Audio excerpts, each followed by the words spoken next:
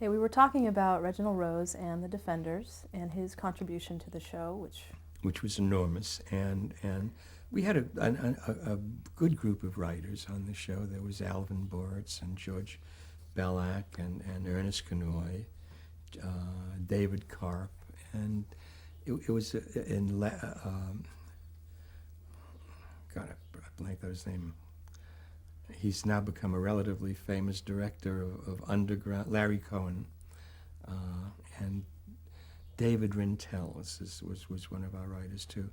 Reggie liked encouraging new writers, and both David and Larry, and there was another writer, literally put in submitted unsolicited manuscripts. We loved them, and they became part of our team. Reggie really encouraged writers a lot. And the show itself was way ahead of its time in terms of subject matter, and I also attribute that to Reggie and maybe Herbert's prodding, Brodkin's prodding. But we handled themes that even today are very, very sensitive themes, and they were always morality plays. If I'd call the Defenders anything, I'd call it a morality play. We dealt with in the 60s the subject of abortion, and it was so strong that we lost all of our sponsors on that show.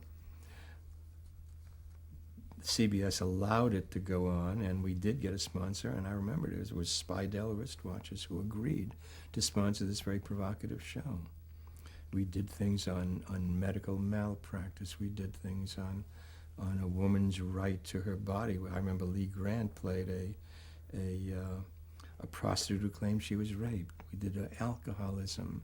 I don't mean that we did themed subjects. One of the Reggie's primary rules was we had to do a show. Good theater should be about something, but that something shouldn't be the most important thing. It had to be really good drama, and it was.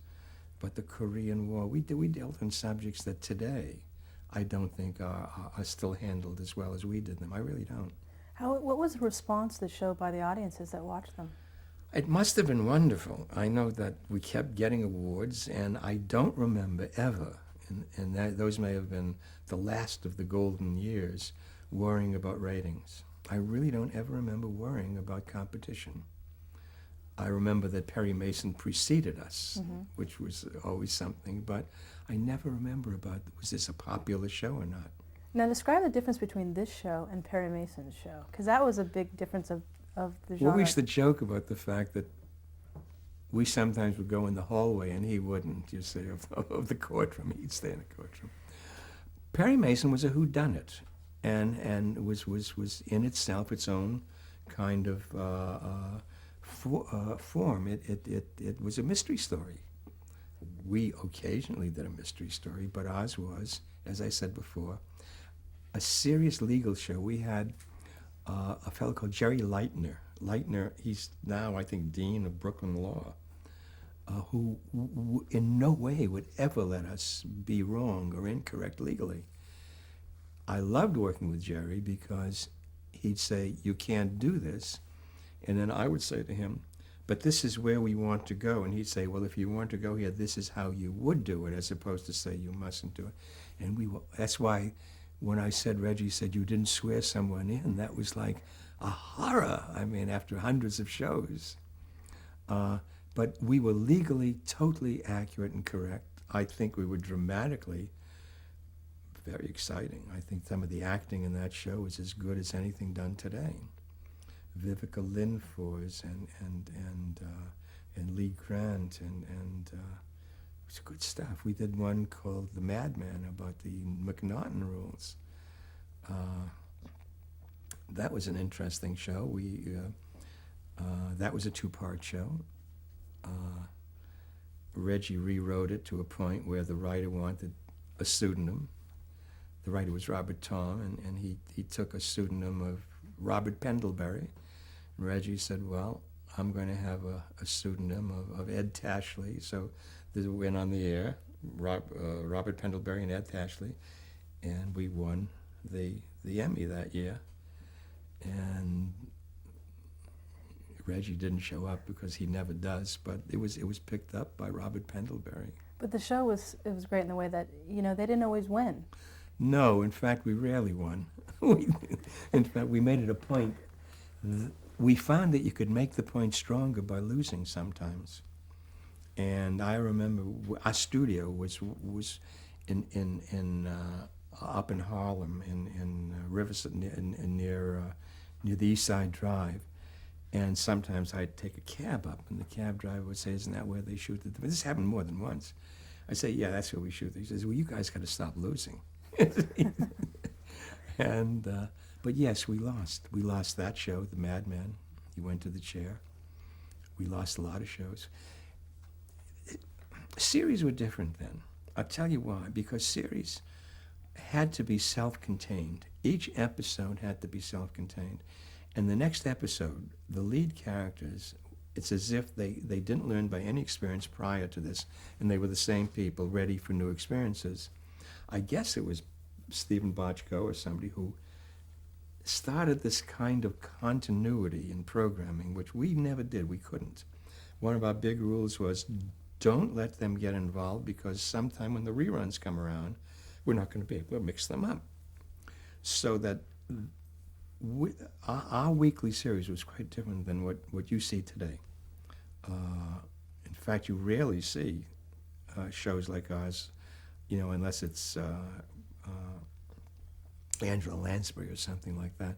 But our shows had to be self-contained, both this and the other series that I did. So we had a show, a very serious show, where E.G. falls in love with a client, and who he's defending on a divorce case. The truth is that should have been a continuous thing, but we couldn't make it. We had to just stop that show. So we had very special rules on that show. Did they think the audience wouldn't pick up and continue with it or something? It never occurred to us that you could have a continuity to shows. That was a soap opera. I mean, soap operas did this. We were complete in 1 hour or 2 hours. We might have a 2-part show. But then the next time you saw our characters, they'd be the same people again, you know. Whereas I notice on the shows today, the characters are quite different than the early shows. They've somehow changed. And we should also point out at this point, you had become a producer. Yes, I started producing. I'll be honest, I can't remember which show started producing. But it was early on. It was after several shows. Yeah. And was that Herbert Brodkin, he became the executive producer? Exactly, yeah. And he was also doing a second show out of the studio called The Nurses. And he was pretty busy with that. Because where was the show filmed? At 128th Street, and it was Filmway Studios. And there were 2 studios, so we could do both the Defenders and the Nurses up there. So how would your job change now that you were the producer? I just accepted the responsibility. I'll tell you how it changed, actually. I had no one to turn to. I found out early in the game, really early, that one doesn't go to your executive producer and say you're in trouble, because then your executive producer says, well, solve it. So I learned now that I had no one to go to, and I had to solve it myself. Producing in those days, I think I don't know whether it's the same. It's the way I've always produced. And when I became an executive, I was surprised that a lot of producers didn't. But producing The Defenders meant involving myself in the script, in the casting, in choosing who the director was, in the production itself, especially the economics of the production, whether it would go under or over budget, and in post-production, which I found, and that's where I learned, was so vital to any show. The editing became a very important part of my job. The sound effects and the music became a very important part of my job.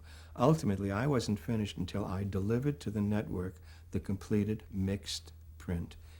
I started at one end and ended on the other.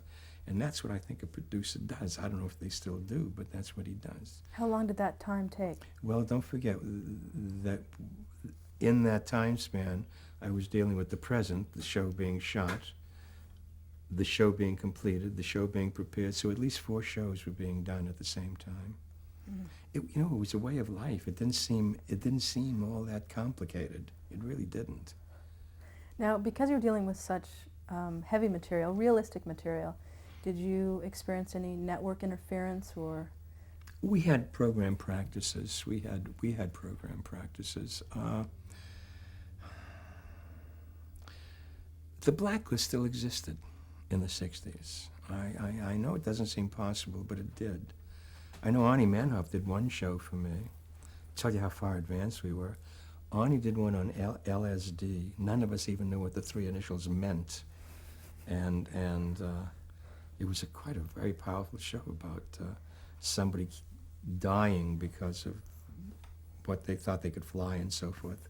It presaged the future. But the networks would go through our show very, very rigorously in terms of program practice. There were certain things we couldn't deal with.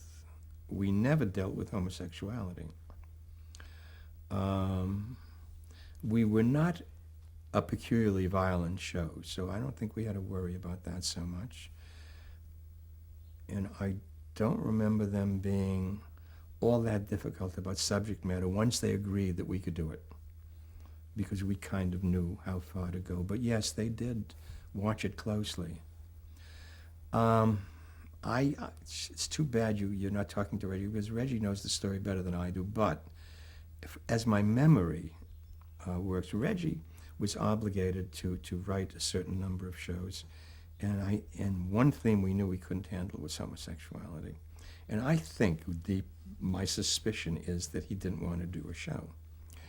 And so he submitted a show on homosexuality to the network, and he and I went to the network. That was the day that James Aubrey left and Mike Dan took over as the head of the network. That day, he comes in with this show that's so provocative, and they said, no, you can't do that show. And I remember Reggie saying, would you let me do a Blacklist show? And they said, oh yes, and that's how the Blacklist show, I think, if my memory serves me correctly. We then hired Ernie Kanoy to do the show, and Ernie said, I don't think you're going to let you do it, but you pay me for the script, never mind, and we'll do it. And it just rolled on, that Blacklist show. It came time now to do it, and Jack Klugman was hired as the lead. And this was the time I still had to call on the phone and say, this is my cast for this week. And it was almost a ritual. Nobody ever said no, but that really was the equivalent of what it used to be about blacklisting. So I had a call, okay? And David was the story editor at the time. That afternoon, after I had called,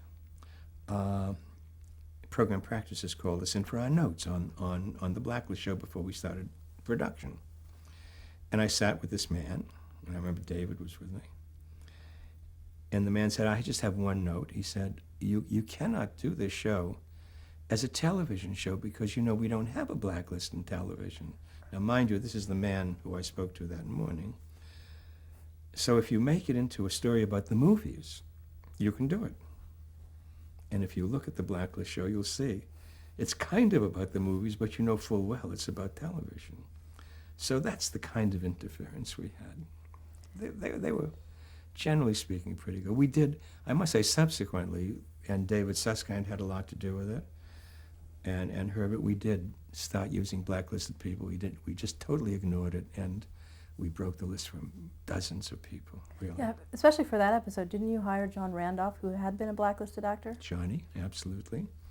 Lee Grant we broke. Jack Guilford was one that we broke the list. I mean, we just did it. And it was interesting. Nothing happened. And so it was over. It was over. And that was it? Yeah. You didn't have to make that phone call anymore? That's great. No. And subsequently, Jack Klugman and Ernie Kanoy won Emmys, yeah. But that was, now I had won an Emmy prior to that, I think, the year before on The Defenders. And I get very nervous speaking. I can't even remember what I said during that thing. But here was the next year, and we had won again. James Aubrey somehow had a fight with your organization, the Academy, and said, no, nobody at CBS is going to go to the awards ceremony. It was still bi-coastal. They had a New York and a Hollywood group. And so we weren't allowed to go. And Ernie then gets called up to get his award as the best writer. And then they say, and the best show goes to, and I said, Ernie, you've got to pick it up for me. And he got so confused. If you ever look at a Kinney of it, he's running around trying to get the 2 awards, and I never got there to accept that second award.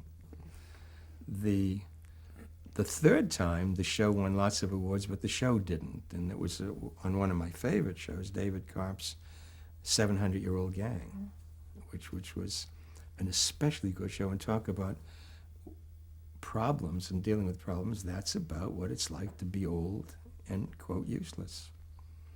It was a comedy, but was so real and pointed, it was wonderful. It was about a man who was making wine without a Jack Guilford made Passover wine, sold it, and was hit by the Treasury Department as a bootlegger.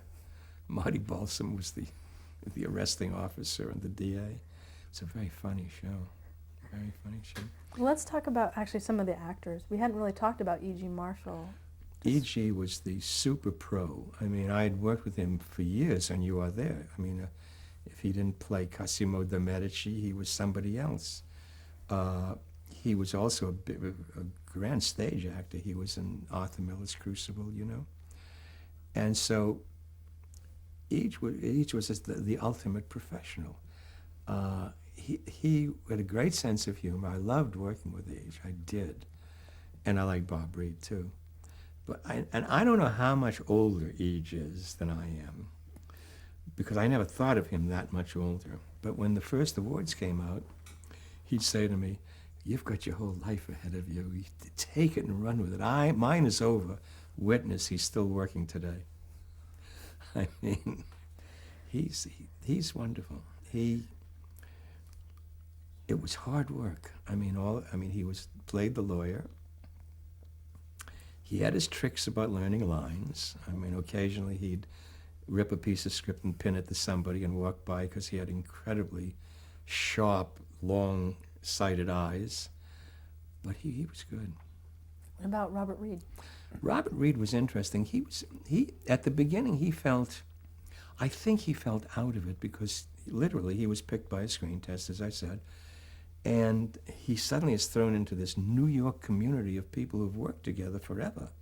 I mean, there was Klugman and I don't think Jack Warden ever did any of these, but Marty Balsam and the whole New York community. And his Bob, I guess he was studied at the Royal Academy in London and stuff like that. And so he did feel a little out of it, and it took him time to feel part of the group. And I think I think he had a tough time of it. How did his performance compare to, say, William Shatner's in the live teleplay? They're totally different.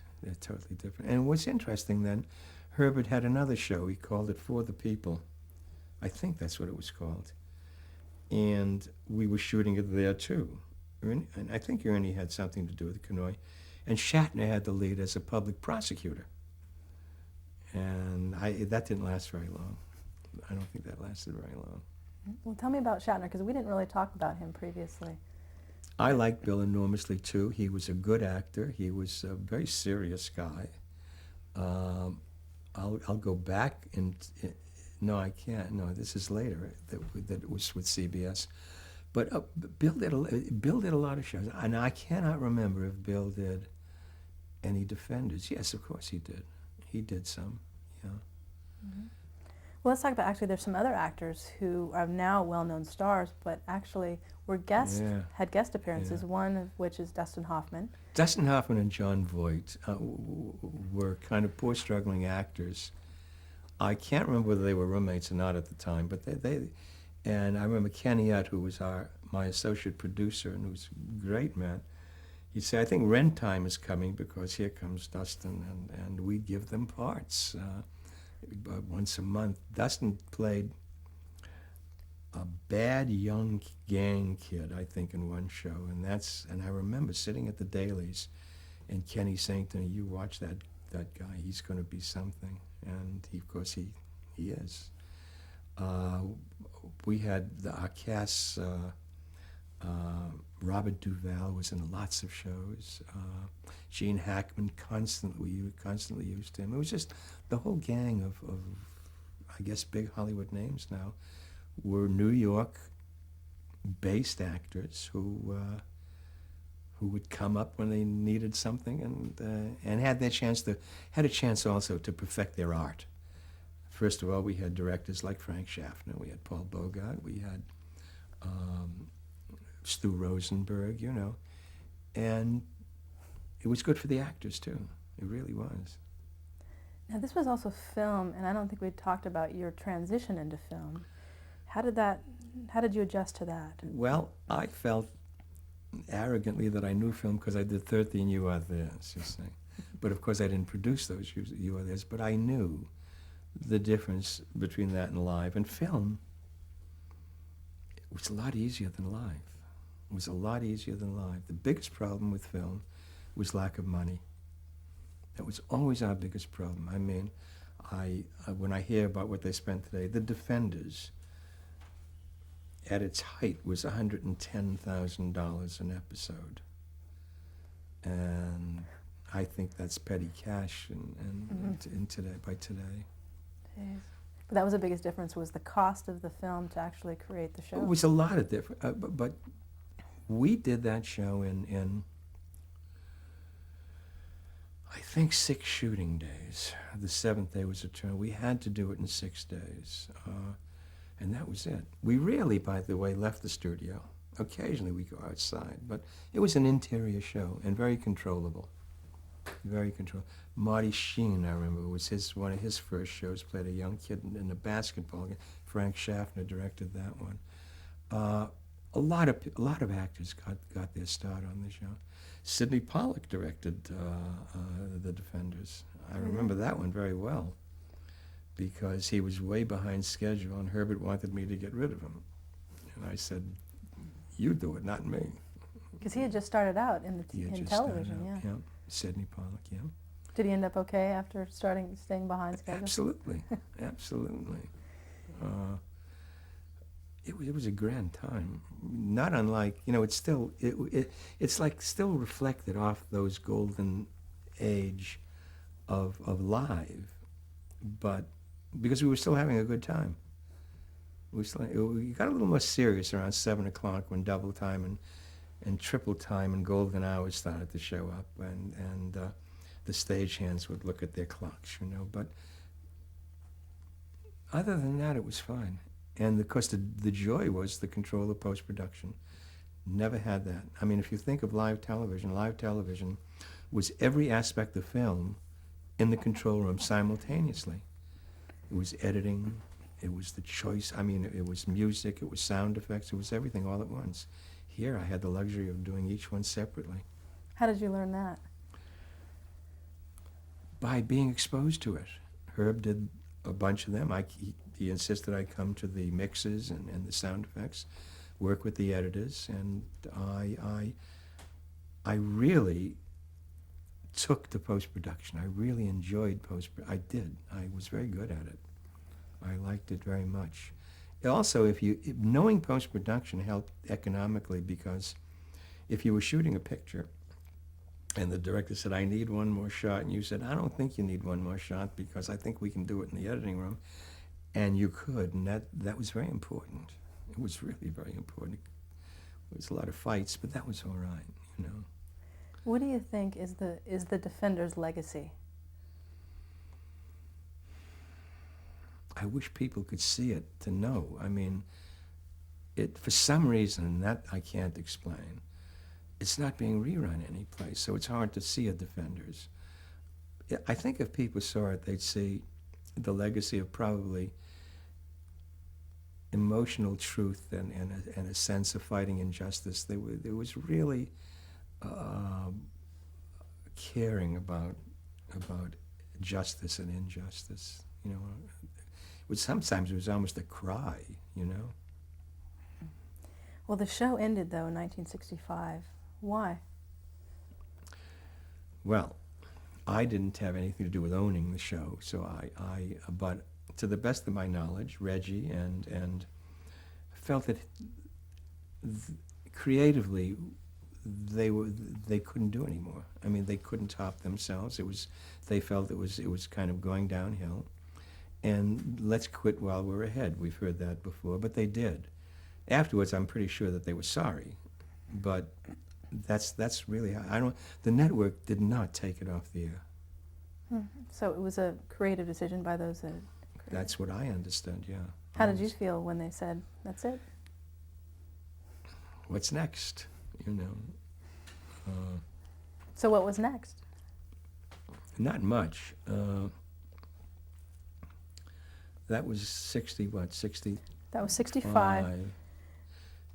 I bummed around trying to get other projects, not doing very well, and then 67. ABC was doing something called Stage 67. Hubble Robinson was in charge of it, and different producers were said you could do your favorite show if you want, and I did a John D. MacDonald short story called The Trap of Solid Gold. Ellen Violet, who was one of our writers on The Defenders, was the writer. Paul Bogart was the director. And I was convinced that perhaps I was big enough to even back it myself, which was a big mistake on my part. Sam Cohen, the famous agent, was my agent at the time and said, nothing can happen possibly. You're covered in every which way. Conrad Nagel was one of our actors. He was the head of Artist Equity at the time. He said, I hate to tell you this, but we're going on strike. And I said, Sam, what am I going to do now? Well, fortunately, it all worked out well. I had all my friends working on the show. Cliff Robertson and Dina Merrill were in that one. Cliff wasn't the easiest fellow to get along with. Why is that? He just wasn't. He was, I had a young actor on the show, Dustin Hoffman, who played an accountant. He had one scene, just one scene. And the scene was with Cliff. And he was the busiest actor I've ever seen. Dustin had just been in an off-Broadway show called E.H. He had hair down to here. And I said, you can't really be an accountant with your head down. You got to cut it off. And it was like Samson and Delilah getting him in that chair and cutting his hair off, He was doing everything. And Cliff came to me and he said, isn't he doing too much? Shouldn't you calm him down a little bit? And he is asking for more business. And I'm telling him that he needs another hand. He doesn't need more business for all the things he's doing. And there was this conflict. Well, it was an awesome, extraordinary scene that Dustin did with Cliff. It was a good show. It was actually so good that the Academy of Radio and Television asked me if they could put it in their archives. And it turned out very well. Is this a television movie at this point? What was it, a special? Guess what? It was a live show, I think. Or was it taped? And what I did, it was taped. And what I did without telling anybody was I integrated film in the show. I went out and shot some film and integrated it in the show. ABC was quite wonderful about letting me do things like that. They had a fellow called Julie Bonathan who was kind of in charge of production. His attitude was like James Bond's boss. If you get caught, I don't know about it. But if you get away with it, you can do it. And so I integrated film in that. Now, this was taped, was it not? Is this your Yes. first experiment? I can't even speak right now, but I'm going to take a break and then we'll come back and I'll learn how to talk.